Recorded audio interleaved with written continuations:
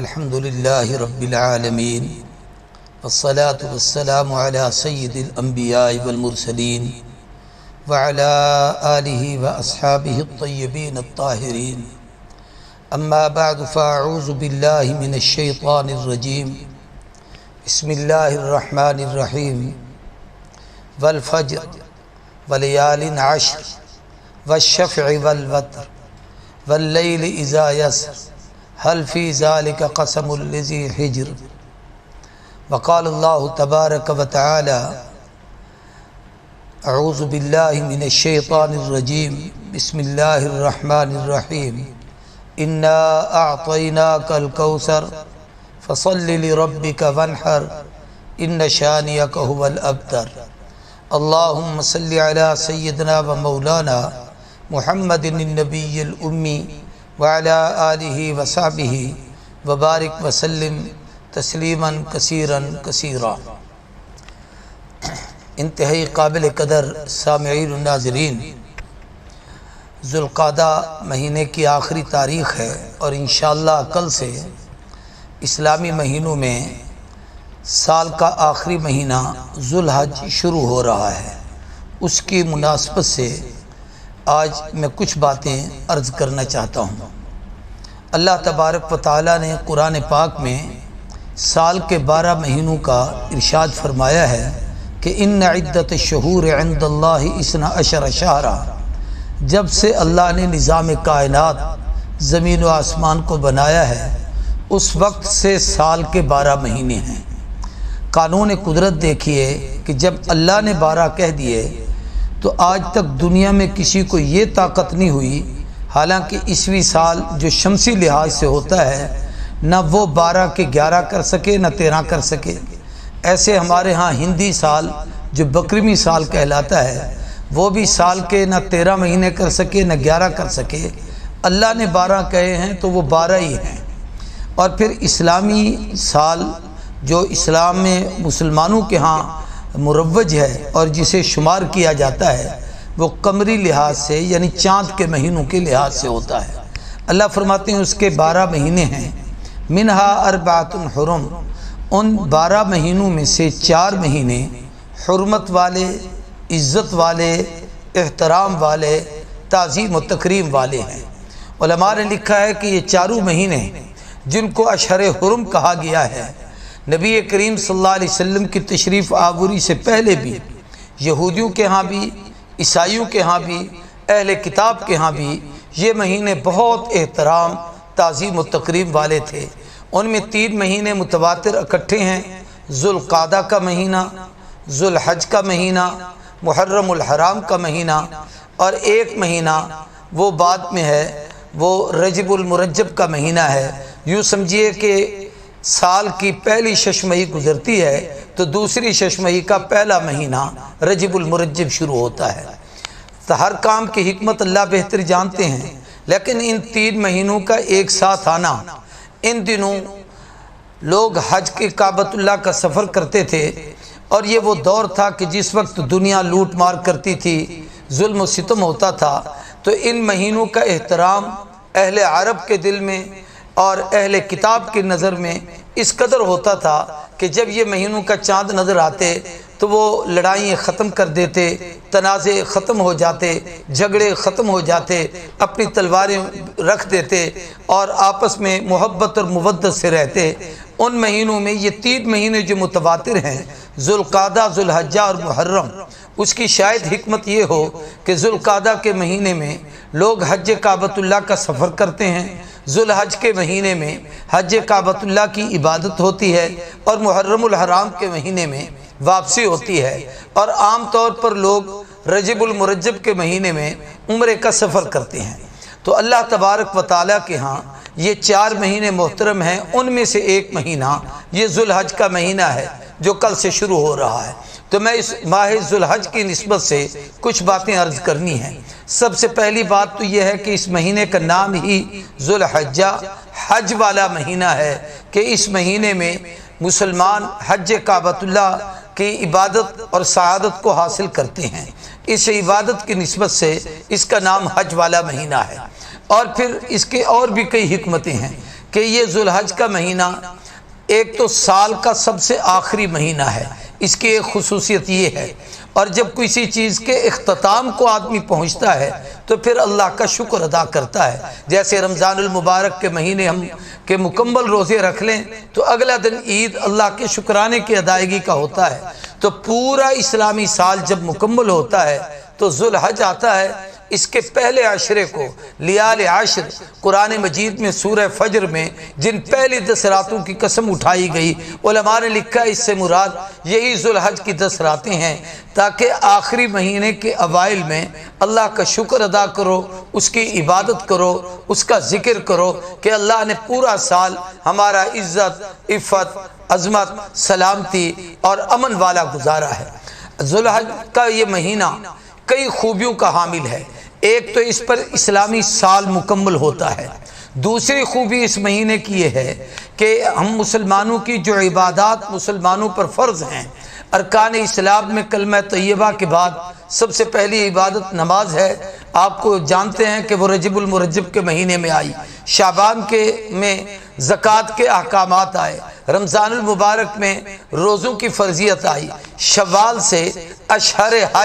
حج کے مہینے شروع ہوتے ہیں، اور یہ 3 مہینے مسلسل شوال، ذوالقعدہ، شوال المکرم، ذوالقعدہ اور ذوالحج، یہ 3 مہینے حج کے کہلاتے ہیں۔ چنانچہ نبی کریم صلی اللہ علیہ وسلم نے بھی حج کا جو خود اعلان کیا تھا تو آپ نے شوال کی عید پڑھنے کے بعد اعلان فرمایا تھا کہ اس سال ہم حج کعبۃ اللہ کی سعادت حاصل کرنے کے لیے جائیں گے۔ تو ارکان اسلام میں آخری رکن حج ہے، تو جہاں ذوالحج سال کا آخری مہینہ ہے وہاں عبادات کا بھی آخری مہینہ ہے کہ ہماری آخری اور اہم عبادت حج کی عبادت اس مہینے میں ادا کی جاتی ہے۔ ایک اور خوبی اس مہینے کو حاصل ہے، اور وہ یہ ہے کہ ہمارے تکمیل دین کا مہینہ بھی ذوالحج کا مہینہ ہے، کہ نبی کریم صلی اللہ علیہ وسلم جب حج پر تشریف لائے تھے اور آپ نے ارکان حج ادا کرتے ہوئے 9 ذوالحج کو عرفات کے میدان میں آپ نے بہت بڑا حسین اور تفصیلی ایک عالمی خطبہ ارشاد فرمایا تھا، جس میں پوری کائنات کو ایک امن کا پیغام دیا تھا۔ 1.5 لاکھ کے لگ بھگ صحابہ اکرام رضوان اللہ تعالی علیہم اجمعین کی وہاں پر تعداد تھی، اور وہاں عرفات کے میدان میں آپ نے خطبہ حجۃ الوداع ارشاد فرمایا۔ پھر اس کے بعد آپ دعاؤں میں مصروف تھے۔ عصر کے اور مغرب کے درمیان یہ وقت تھا کہ اس وقت حضور اکرم صلی اللہ علیہ وسلم پر آثار وحی شروع ہو گئے، اور وحی کے آثار کی کیفیت یہ ہوتی تھی کہ آپ کے جسم اطہر پر خصوصاً پیشانی پہ پسینہ، بعض دفعہ جسم پر کپکپی، اور کبھی آپ اپنے سر مبارک کو یوں جھکا لیتے تھے، اور پھر اس کے بعد وحی نازل ہوتی۔ اس وقت جو وحی اتری وہ تکمیل دین کی تھی کہ الیوم اکملت لکم دینکم واتممت علیکم نعمتی ورضیت لکم الاسلام دینا، کہ پیارے محبوب اپنے ان یاروں کو کہہ دیجئے کہ الیوم اکملت لکم دینکم، اے پیغمبر کی وہ عظیم مقدس جماعت، وہ نفوس قدسیہ جن پر آمنہ کے در یتیم رحمت کائنات صلی اللہ علیہ وسلم نے 23 سال محنت کر کے اس جماعت کو تیار کیا ہے، اکملت لکم دینکم، آج تمہارا دین تم پر مکمل ہو گیا ہے۔ اتممت علیکم نعمتی، اللہ نے اپنے محبوب کے صدقے سے اس امت کے شایان شان جتنی نعمتیں لکھی تھیں وہ سب کی سب اس امت پر کامل کر دی ہیں۔ ورضیت لکم الاسلام دینا، اور تمہارے لیے دین اسلام کو منتخب کر لیا گیا ہے۔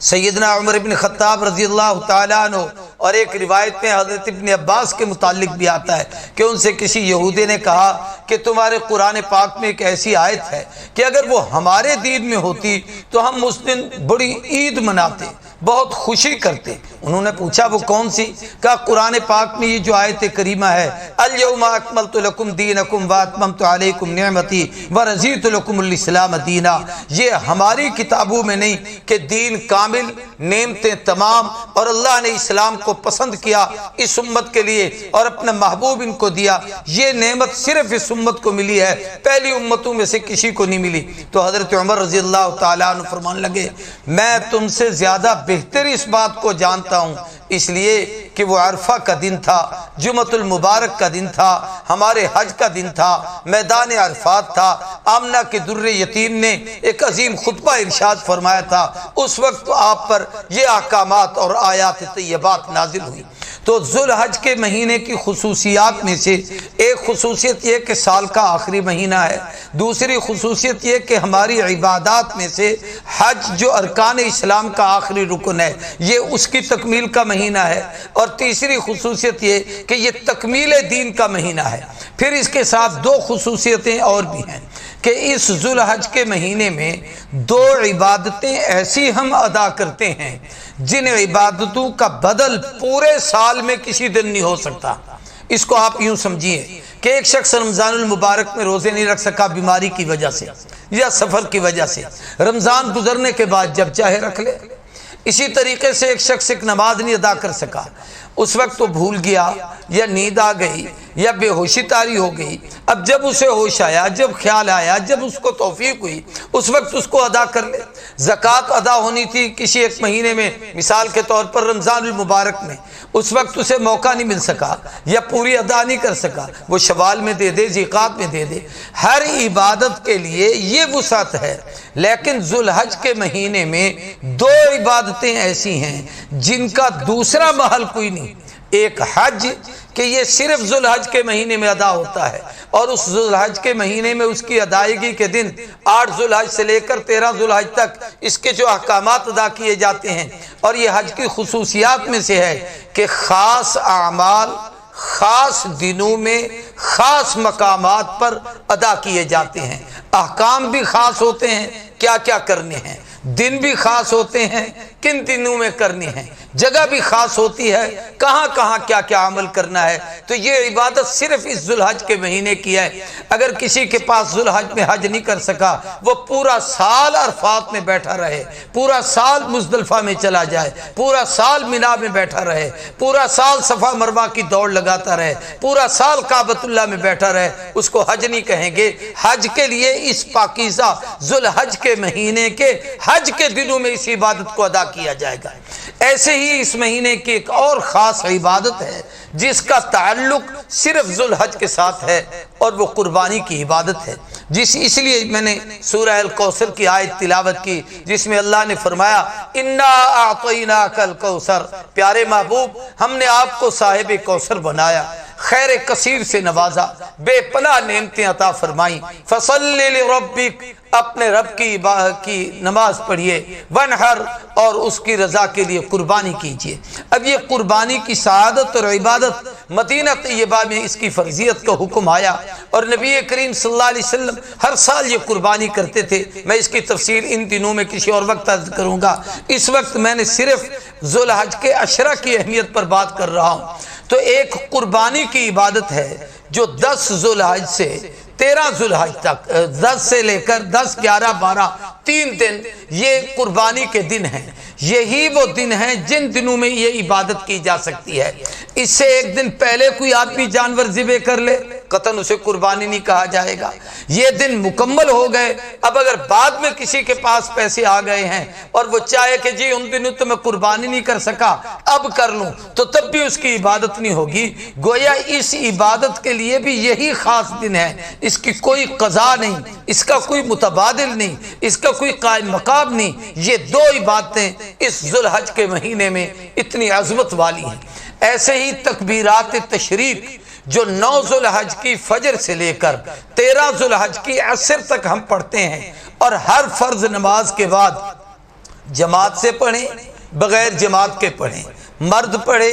عورت پڑھے، سفر میں پڑھے یا گھر میں پڑھے، ایک مرتبہ اللہ اکبر اللہ اکبر، لا الہ الا اللہ واللہ اکبر، اللہ اکبر وللہ الحمد، ان کلمات کو پڑھنا یہ واجب ہے۔ ہاں اتنا ہے کہ مرد ذرا اونچی آواز سے اور عورتیں دھیمی اور آہستہ آواز سے پڑھیں، اور یہ پڑھنا واجب ہے۔ اور اگر کوئی بھول گیا ہے تو جب یاد آئے اس وقت اس کو ادا کرے، پڑھے۔ یہ عبادت کا تعلق بھی صرف ان دنوں کے ساتھ ہے، اور کسی دن میں یہ عبادت نہیں ہو سکتی۔ تو یہ عشرہ ذوالحجہ کی خاص عبادتیں ہیں جو اس عشرے کے ساتھ وابستہ ہیں۔ اس کے ساتھ نبی کریم صلی اللہ علیہ وسلم نے اس پہلے عشرے کے متعلق ارشاد فرمایا کہ یہ ایسا بابرکت عشرہ ہے کہ اس کے جو پہلے 9 دن ہیں، یکم سے لے کر 9 تک، نامی ذوالحج کو یوم عرفات کہا جاتا ہے، ان تک جو شخص ایک دن روزہ رکھے، ہر روزے کے بدلے اسے 1 سال کے نفلی روزوں کا اجر ملے گا، اور 1 سال کے صغیرہ گناہ اللہ اس کے معاف فرمائیں گے۔ اور چونکہ 10ویں دن عید ہے، اور عید کے دن روزہ نہیں ہوتا، عید کے اپنے مسائل اور احکامات ہیں، وہ بھی میں انشاءاللہ عرض کروں گا، تو جو شخص 9 ذوالحج کو روزہ رکھ لے گا اس کو اللہ تبارک و تعالیٰ یہ دوہرا اجر عطا فرماتے ہیں کہ اسے 2 سال کے روزوں کا اجر ملتا ہے، ایک گزشتہ اور ایک آئندہ سال کے نفلی روزوں کا اجر اس کے حصے میں لکھ دیا جاتا ہے، اور اس کے گناہ صغیرہ اللہ تبارک و تعالیٰ مٹا دیتے ہیں۔ اسی طریقے سے جیسے اس کے دن بابرکت ہیں، ایسے ہی اس عشرے کی راتیں بابرکت ہیں۔ حدیث پاک میں آتا ہے کہ اس کی ہر رات کی عبادت، یعنی ان 10 دنوں کی پہلے جو ایام ہیں، ان میں ہر رات کی عبادت کا اجر لیلۃ القدر کے برابر ملتا ہے۔ ایک ہے لیلۃ القدر کی اپنی خصوصیات، جس کو قرآن پاک نے سورہ قدر میں بیان کیا کہ اِنَّا أَنزَلْنَاهُ فِي لَيْلَةِ الْقَدْرِ، اس رات میں قرآن پاک اترا ہے، اس رات میں فرشتے اترتے ہیں، اس رات اللہ کی طرف سے سلامتی آتی ہے، اور بہت ساری باتیں ہیں۔ ایک ہے اس رات کو عبادت کرنے کا اجر، جو اجر اس رات کو عبادت کرنے کا ملتا ہے، ان 10 راتوں میں ہر رات کو عبادت کرنے کا وہی اجر ملتا ہے۔ تو گویا یہ 2 خوبی ہیں کہ ان دنوں میں روزے بھی رکھے جائیں، اور ان راتوں کو جاگا بھی جائے، اور ان راتوں میں عبادت بھی کی جائے، اس کا بہت بڑا اجر ہے۔ اور پھر نبی کریم صلی اللہ علیہ وآلہ وسلم سے پوچھا گیا کہ ان دنوں کیا کیا جائے، کون سی عبادت کی جائے، تو حکم دیا گیا کہ ایک تو اللہ کا ذکر کثرت سے کرو، تسبیح پڑھو، تحلیل کرو، اسی طریقے سے تحمید کرو، ایسے ہی اللہ کی حمد کرو،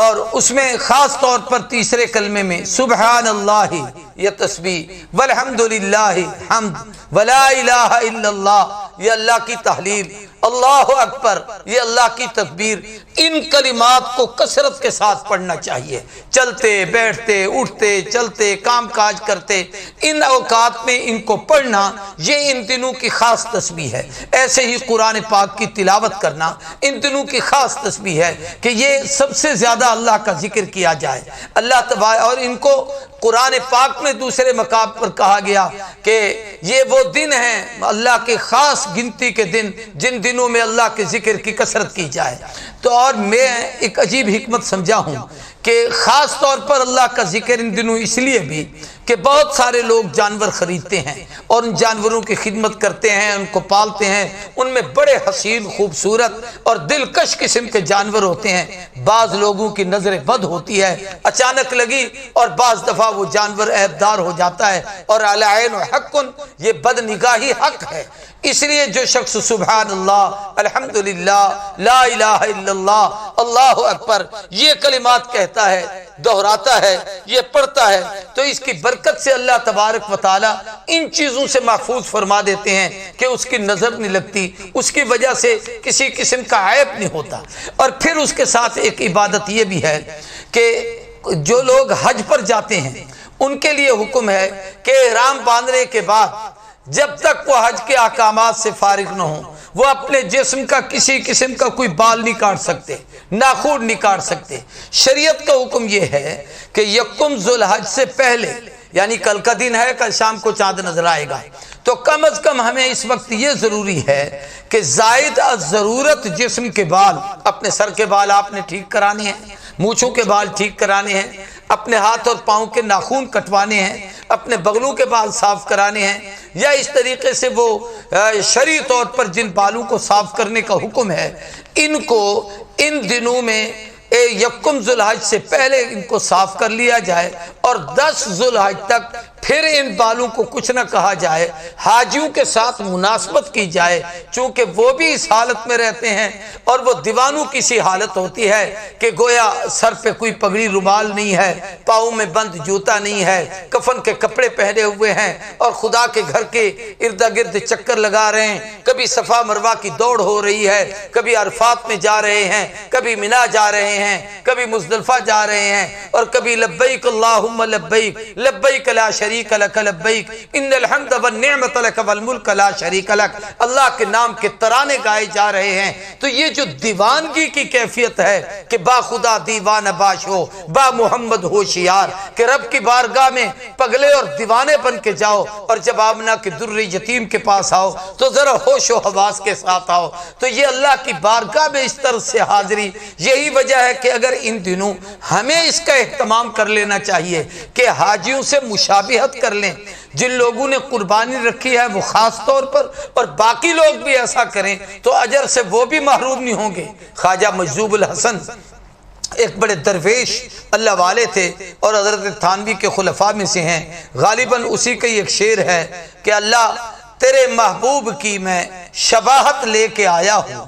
تیرے محبوب کی میں شباہت لے کے آیا ہوں، حقیقت اس کو تو کر دے میں صورت لے کے آیا ہوں۔ اگرچہ ہم وہ حقیقت نہیں بنا سکتے، لیکن چونکہ آقا نے جو عمل جیسے کیا، صحابہ نے جو عمل جیسے کیا، محبوب نے جو عمل جیسے کیا، ہم اس کی شکل، اس کی صورت بنانے کی کوشش کریں، اللہ حقیقت بنا دیں گے، ہمیں اللہ اس کا اپنا قرب عطا فرمائیں گے۔ تو ان مہینوں کی، اس عشرے کی ان خاص عبادتوں میں سے ایک تو اپنے جسم کے ان زائد ضرورت بالوں کو، ناخنوں کو کٹوانا، ان کے دنوں کے روزے رکھنا، ان کی راتوں کو قیام کرنا اور اللہ کے حضور رونا اور گڑ گڑانا، اور اپنے لیے اور پوری امت کے لیے دعائیں کرنا، اور پھر ان میں خصوصاً 9 ذو الحج کا دن اور ایسے ہی 10 کی رات جس کو ہم یعنی عید کی رات کہتے ہیں اور اسے لیلۃ النحر بھی کہا جاتا ہے، اور اگلے دن قربانیاں کی جاتی ہیں، اور یہ پھر قربانی کے دن اور قربانی کے احکامات، یہ ساری سعادتیں اس بابرکت مہینے میں ہیں، اور یہی تکمیل دین کا مہینہ ہے، یہی مہینہ احکام حج ادا کرنے کا ہے، یہی مہینہ قربانی کی ادائیگی کا مہینہ ہے۔ تو ہمیں اس کو غنیمت اور سعادت سمجھنی چاہیے۔ جن لوگوں کو اللہ تبارک و تعالیٰ نے توفیق عطا فرمائی ہے، اپنی استعداد کے مطابق وہ اپنے اپنے قربانی کے جانور لیں، اپنے لیے، اپنے اعزاء اقربا رشتہ دار جو دنیا سے رخصت ہو گئے۔ بلکہ ایک روایت میں ہے کہ سرور کونین رحمت عالم سیدنا علی رسول اللہ صلی اللہ علیہ وسلم نے اپنے چچا زاد بھائی اور اپنے پیارے داماد سیدنا علی ابن ابی طالب سے فرمایا، علی ہر سال 2 قربانیاں کیا کر، ایک تو اپنی طرف سے اور ایک میری طرف سے کیا کر۔ تو اس سے پتہ چلتا ہے کہ محبوب صلی اللہ علیہ وسلم، آپ کی ازواج مطہرات، آپ کے اہل بیت عظام، آپ کے صحابہ اکرام، ان کے ایصال ثواب اور ان کی نیت کر کے بھی، اپنے والدین کی نیت کر کے بھی، لیکن پہلے اپنی قربانی انشاءاللہ انہی درسوں میں میں قربانی کے مسائل بھی، قربانی کی جانوروں کی عمریں بھی اور ان کے حصص اور اس کی تقسیم بھی، یہ سب کچھ عرض کروں گا۔ یہ آج میں نے پہلی گفتگو اس لیے پہلے کی ہے کہ کل سے چونکہ چاند نظر آئے گا، اس سے پہلے جن چیزوں کا ہم نے اہتمام کرنا ہے اس کا ہم خیال کر لیں۔ اللہ تبارک و تعالی ہم سب کو ان دنوں کی قدردانی کی توفیق عطا فرمائے، اور یہ وہ بابرکت دن ہیں جو خلیل کی بھی یاد ہیں، اسماعیل کی بھی یاد ہیں اور محمد کریم کی بھی یاد ہیں۔ اس لیے صحابہ نے حضور سے پوچھا تھا، ما هذه الاضاحی، محبوب یہ قربانیاں کیا چیز ہیں؟ فرمایا سنت ابیکم ابراہیم، تمہارے داد خلیل کی سنت ہے۔ صحابہ نے پوچھا ما لنا فی، ہمیں اس میں کیا ملے گا؟ فرمایا بکل شعر حسنہ، ہر بال کے بدلے اللہ نیکی عطا کرے گا۔ صحابہ بھی عجیب تھے، کہا محبوب فی الصوف، کہ جو کسی ایسے جانور کی جیسے دمبا ہوتا ہے اس یا بھیڑ، اس کی قربانی کرے تو اس کے تو بہت بال ہوتے ہیں، اس میں تو اون ہوتی ہے۔ فرمایا خدا کے خزانوں میں کوئی کمی نہیں، اللہ اس میں بھی ہر بال کے بدلے اجر عطا فرمائیں گے۔ اور اس کے لیے اچھے سے اچھا قربانی کا جانور چننا، اس کی خدمت کرنا، اس کو پانی پلانا، اس سے محبت کرنا، پھر اس پیار اور محبت کے بعد جس کی آدمی خدمت کرتا ہے، جب اس کی گردن پر چھری چلاتا ہے تو پھر قربانی کا پتہ چلتا ہے کہ اللہ کے حضور اپنی محبوب چیز کیسے قربان کر رہا ہے۔ اس پر سیدنا اسماعیل علیہ السلام کی وہ قربانی جو حضرت ابراہیم نے اپنے فرزند کو اللہ کے حکم کی تکمیل میں مکمل کیا تھا، میں انشاءاللہ اس پر بھی مکمل ایک درس دوں گا۔ اللہ ہم سب کو عمل کی توفیق عطا کرے۔ وآخر دعوانا الحمدللہ رب العالمین۔